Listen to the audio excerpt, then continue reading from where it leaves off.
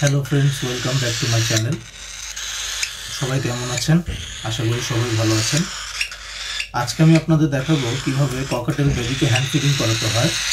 খুব সহজে সিরিঞ্জের মাধ্যমে কিভাবে হ্যান্ড ফিড করাবেন সেটাই আজকে আমি দেখাবো ককাটেল বেবিকে। তো বেশি দেরি না করে আমরা চলে যাই মূল ভিডিওতে, কিভাবে হ্যান্ড ফিডিং করাবেন ককাটেলের বেবিকে। আমি এই দুইটা বেবি নিয়েছি টেম করার জন্য, তাই ওদের হ্যান্ড ফিড করাচ্ছি। বিকজ হ্যান্ড ফিডিং করালে খুব তাড়াতাড়ি টেম হয়ে যায়। বেবি অবস্থায় যদি হ্যান্ড ফিডিং করেন সেক্ষেত্রে খুব তাড়াতাড়ি টেম হয়ে যায়। আর আজকে আমি হ্যান্ড ফিডটা করাবো এই সিরিঞ্জের মাধ্যমে। এই সিরিঞ্জটার মাধ্যমে আপনারা যারা এই সিরিঞ্জটা ঘরে বানাতে চান তারা আমার চ্যানেলে আরেকটা ভিডিও আছে এই সিরিঞ্জটা কীভাবে বানাতে হয় সেভাবে দেখে দেখে আপনারা বানিয়ে নিতে পারবেন। খুব সহজে আপনার 20 থেকে 30 টাকার মধ্যে এই সিরিঞ্জটা বানিয়ে নিতে পারবেন। তার দেরি না করে আমি এখন ককাটেলের বেবিকে হ্যান্ড ফিড করাবো। প্রথমে আমি গরম পানি নিয়ে নিচ্ছি।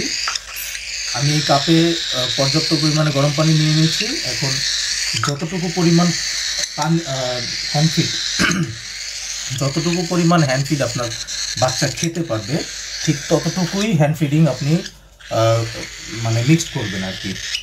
আর আমি হ্যান্ড ফিড করানোর জন্য নিউট্রিবার্ড A19টা ইউজ করছি। নিউট্রিবার্ড A19 এটা আপনারা ইউজ করবেন, এটা সেফ। এটাতে করে বাচ্চার পেট খারাপ হওয়া বা অন্যান্য কোনো সমস্যা থাকলে ওই সমস্যাগুলো হয় না। আপনারা এটা ইউজ করবেন। আমি এটাই বলবো, সাজেস্ট করবো যে নিউট্রিবার্ড A19টা আপনারা ইউজ করবেন।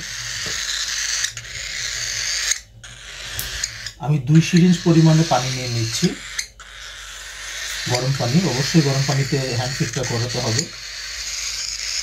2 সিরিঞ্জ পরিমাণে পানি নিয়ে নিচ্ছি।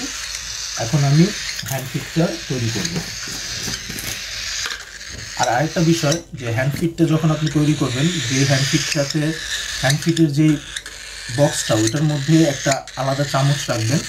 অবশ্যই যেটা দিয়ে গোলাবেন ওই চামচটা ইউজ করবেন না বারবার, তাহলে হ্যান্ড ফিডটা নষ্ট হয়ে যাওয়ার সম্ভাবনা থাকে।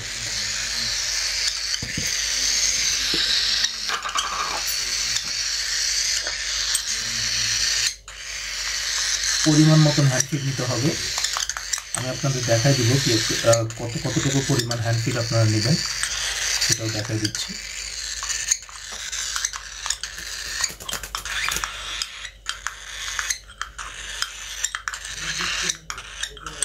আমার আরেকটু লাগবে হ্যান্ড ফিড, ব্যাস।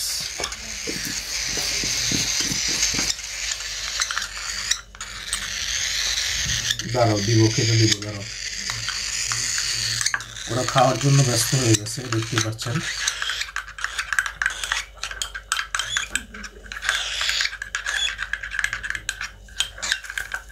আপনার হ্যান্ড ফিডটা তৈরি করার সময় অবশ্যই দেখতে হবে যে হ্যান্ড ফিডটা বেশি গরম হলে কিন্তু ওদেরকে প্রোভাইড করা যাবে না। হ্যান্ড ফিডটা সহনশীল তাপমাত্রায় আপনার এনে তারপরে আপনি ওই বাচ্চাদের ফিড করাবেন। এই যে দেখতে পাচ্ছেন অর্ধতরল, মানে আমরা পায়েস যেমন খাই সেম এরকম অর্ধতরল হ্যান্ড ফিড আপনি করবেন।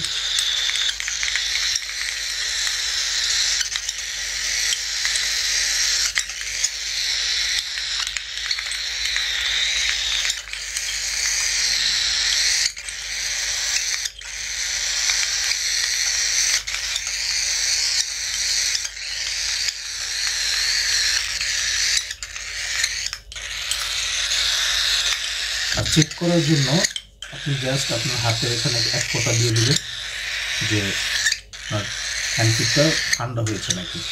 আমার হ্যান্ড ফিডটা ঠান্ডা হয়ে গেছে গোলাতে গোলাতে। এটা খুব ভালোভাবে মিক্স করে নিতে হবে, এরকম খুব ভালোভাবে মিক্স করে নেবেন। মিক্স করে নেওয়া হয়ে গেলে এবার আমি সিরিঞ্জে ভরে নেব এটা।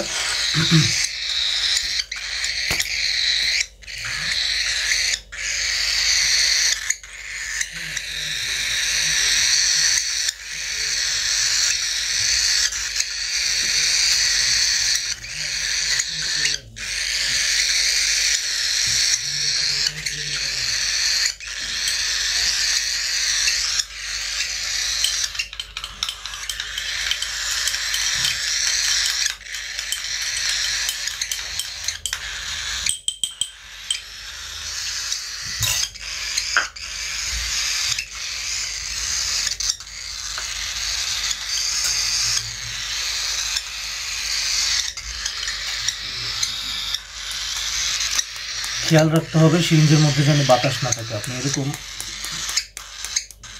টোকা দিয়ে দিয়ে বাতাসটা উপরের দিকে নিয়ে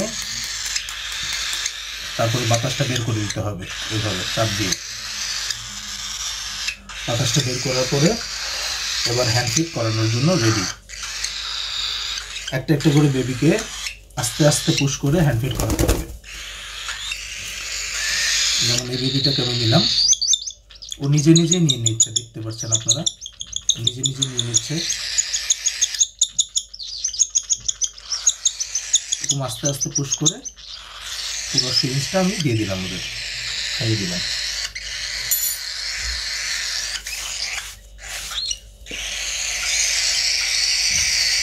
এবার সেকেন্ড বেবিটাকে হ্যান্ড ফিট করাবো। এটাও সেম ভাবে আপনার সিরিঞ্জে তুলে নেবেন খাবারটা।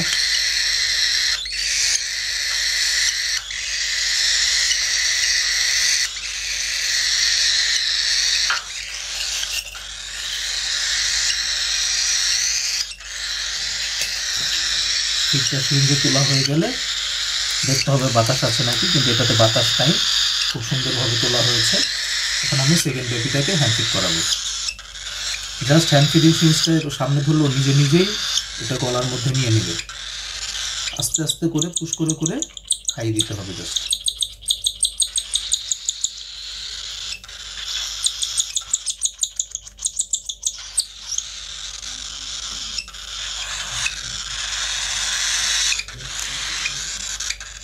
পেটটা ভরে গেছে, ও আর খেতে চাচ্ছে না।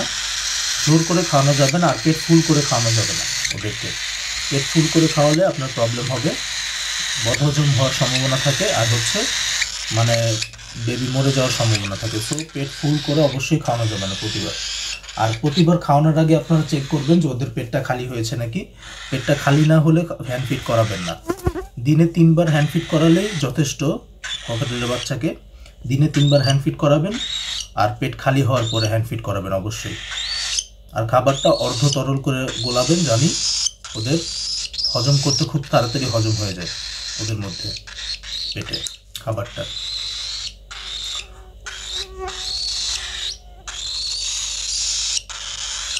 তো গাইস, ভিডিওটা ভালো লাগলে লাইক করবেন, কমেন্ট করবেন, আর আমার চ্যানেলে নতুন হয়ে থাকলে চ্যানেলটাকে সাবস্ক্রাইব করে দিবেন। ধন্যবাদ সবাইকে পুরো ভিডিওটা দেখার জন্য।